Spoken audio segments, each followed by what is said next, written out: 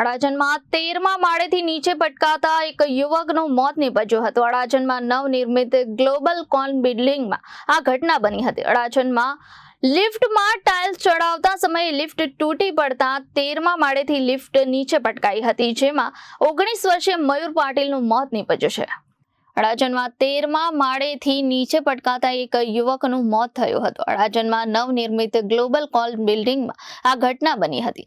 અડાજણના નવનિર્મિત ગ્લોબલ કોન બિલ્ડિંગમાં લિફ્ટમાં ટાઇલ ચડાવતા સમયે લિફ્ટ તૂટીને 13મા માળેથી નીચે પટકાઈ હતી, જેમાં લિફ્ટ નીચે પટકાતા 19 વર્ષીય મયુર પાટીલનું મોત થયું હતું. પોતાનું કામ છોડી મેનેજરના કહેવા પર ટાઇલ્સ ચડાવવા જતા યુવકનું મોત થયું હોવાના આક્ષેપો કરવામાં આવ્યા હતા. પરિવારને આર્થિક મદદરૂપ થવા માટે યુવક માતા સાથે બિલ્ડિંગમાં વોટરપ્રૂફિંગના કામમાં જોડાયેલો હતો. મૃતક મૂળ મહારાષ્ટ્રના બુરાનપુરનો વતની છે અને પાંડેસરામાં ગોવાલક ખાતે યુવક પરિવાર સાથે રહે છે. લિફ્ટમાં વધારે વજન મુકાતા લિફ્ટ તૂટી જવાથી યુવકનું મોત થયું હોવાના આક્ષેપો પરિવાર દ્વારા કરવામાં આવ્યા હતા. Bureau report Janadesh news, Surat.